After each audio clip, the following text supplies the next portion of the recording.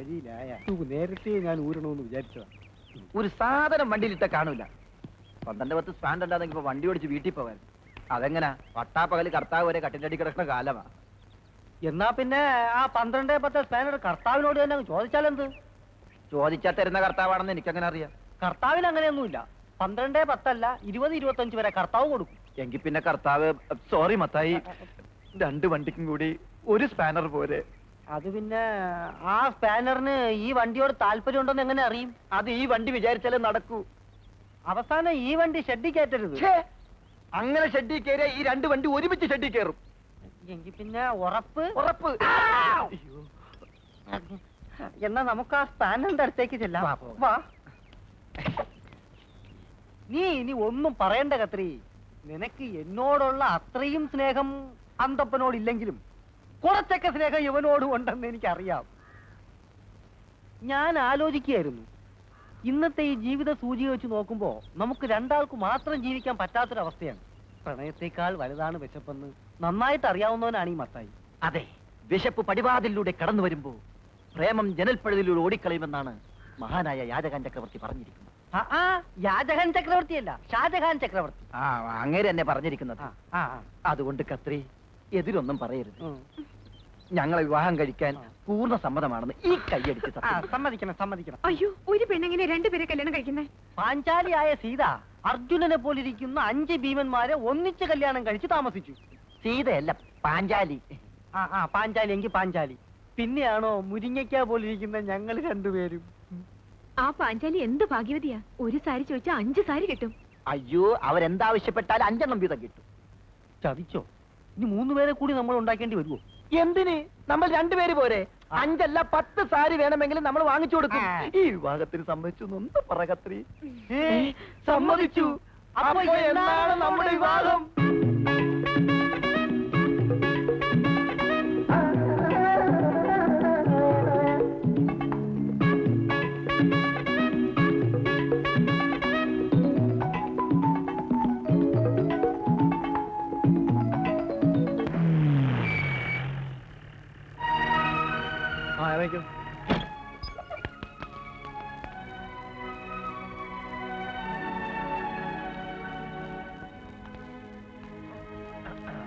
പേടിയൊന്നുമില്ലല്ലോ.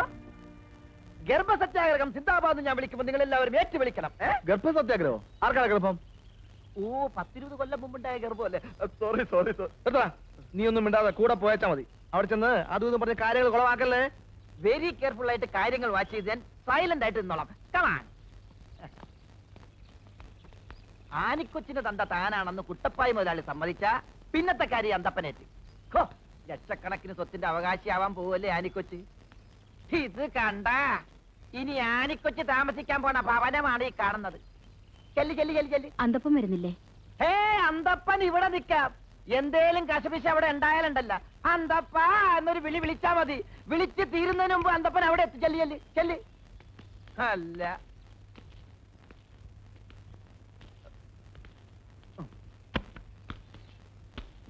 ആരാ? എന്റെ പേര് ദീനാമ. ഇതെന്റെ മോളാ ആനി. കുട്ടപ്പായി മുതലാളി ഒന്ന് കാണാൻ വന്നതാ. ഓ, മോളെ കെട്ടിക്കാൻ സഹായം ചോദിച്ചു വന്നായിരിക്കും. അവരിവിടെ ഇല്ലല്ലോ. എടി വത്സമ്മേ, 10-100 രൂപയുണ്ടെങ്കിൽ ഇങ്ങോട്ട് കൊണ്ട് കൊടുക്ക്. മോളെ കെട്ടിക്കാൻ പിച്ചക്കാശ് ചോദിച്ചു വന്നതല്ല ഞാൻ. അവളെ ഇവിടെ നിർത്തിട്ട് പോവാൻ വന്നതാ. ഇവിടെ നിർത്താനോ? അതെ, ഇവിടെ അപ്പന്റെ വീട്ടിലല്ലാതെ പിന്നെ എവിടെ ഇവിടെ നിൽക്കേണ്ടത്? പള്ളിയും പട്ടക്കാരനും അറിഞ്ഞ് അവൻ താലി കെട്ടിക്കൊണ്ടുവന്നോൾ ഇവിടെ ഉണ്ട്. അവന്റെ സ്വത്തും പണവും മോഹിച്ച് മണിമാളിക പൊറുക്കാന്ന് കരുതി ഇറങ്ങി പുറപ്പെട്ടതായിരിക്കും. ആരുടെയും കെട്ടുതാലി പൊട്ടിക്കാനും മണിമാളിക താമസിക്കാനും അല്ല ഞങ്ങളോട് വന്നത്. എന്റെ മോക്കൊരു ജീവിതം വേണം. അവളുടെ തന്ത വലിയ പ്രമാണിയായിട്ട് ഇവിടെ വാഴുമ്പോ ഇത്രയും കാലം ഒരു അനാഥ പെണ്ണിനെ പോലെയാണ് എന്റെ മോള് കഴിഞ്ഞത്. ഇറങ്ങി പോകുന്നുണ്ടോ നീ? അപ്പന്റെ വീട്ടിൽ താമസിക്കാൻ വന്നിരിക്കുന്നു. ആ തിരുമോത കണ്ടാൽ അറിയാം മറ്റേനമാന്ന്. കണ്ടവന്റെ പുറകെ ഓടി നടന്ന ആരാന്റെ കൊച്ചിനെ ഉണ്ടാക്കിയിട്ട് ഇപ്പൊ അവകാശം ചോദിക്കാൻ വന്നിരിക്കുന്നു. ഇറങ്ങടി, ഇല്ലെങ്കിൽ ചൂലെടുത്ത് മോത്തടിക്കും.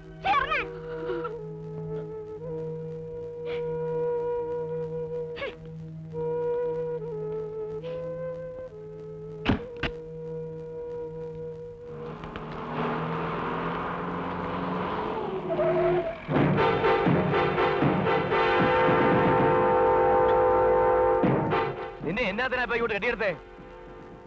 നിങ്ങളുടെ മോളെ ഏൽപ്പിക്കാൻ വന്നതാ. മോളോ? അതൊരു പുതിയ അറിവാണല്ലോ.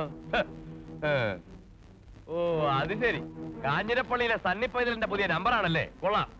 മാന്യന്മാരെ നാട്ടിച്ചേ അടങ്ങത്തുള്ളൂ അല്ലേടാ? ഓ മാന്യത, മാന്യതയുടെ കാര്യമൊന്നും അധികം വിളമ്പണ്ട. തന്റെ മാന്യത തൽസ രൂപമാണല്ലോ ഈ നിൽക്കുന്നത്. ഇവളെ പോലെ എത്ര ആനിമാർ അപ്പാന്ന് വിളിച്ച് വരാൻ കിടക്കുന്നുണ്ടാവും.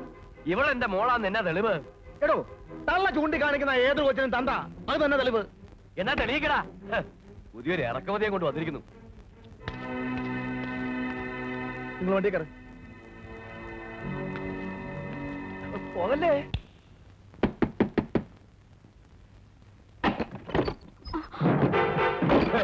വാട്ടി കഴിവറുടെ മോളെ, കാഞ്ഞിരപ്പള്ളിക്കാർ ഏതാണ്ട് ഒലത്തു എന്ന് പറഞ്ഞപ്പോ നീയും മോളും എന്നെ പരസ്യമായി നാറ്റിക്കാൻ ഇറങ്ങി അല്ലടി?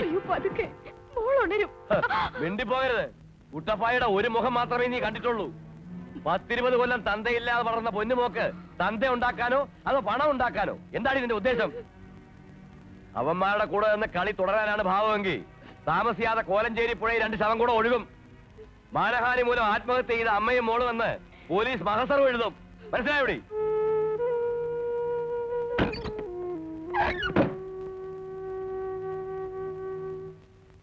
ഇരുവിഭാഗങ്ങളുടെയും വാദങ്ങളും സാക്ഷികളുടെ മൊഴികളും നൽകപ്പെട്ട തെളിവുകളും സശ്രദ്ധം പഠിച്ച കോടതി ആനി കുട്ടപ്പായ്ക്ക് ദീനാമയിൽ ജനിച്ച മകളാണെന്നുള്ളത് സംശയാതീതമായി തെളിയിക്കപ്പെട്ടിട്ടില്ല എന്ന നിഗമനത്തിൽ എത്തിച്ചേർന്നിരിക്കുന്നു.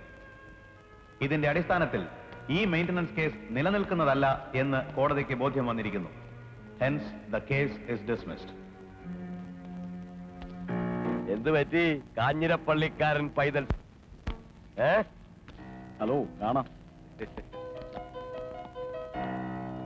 ഇപ്പോ ആലോചിക്കുമ്പോ തോന്നുക ഒന്നും വേണ്ടിയിരുന്നില്ല എന്ന്.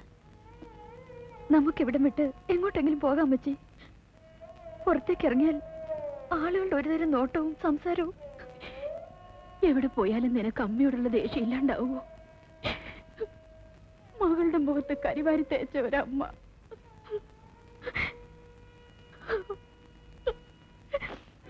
നിങ്ങളുടെയൊക്കെ കുടുംബപ്പോര് തീർക്കാൻ ഞാനും എന്റെ മോളും ഒരു കരുവായി. പോന്നപ്പോ ഒരു മുഴം കയറോട് കൊണ്ടുവരായിരുന്നില്ലേ? 18 കൊല്ലം ഞാൻ എന്റെ മോളെ ഈ മണ്ണിൽ ചീത്തപ്പേരില്ലാതെ വളർത്തി. ഇന്ന് മുതൽ ഈ തള്ളയും മോളും ആരാ? പഴിച്ചവളും പഴിച്ചു പറ്റവളും.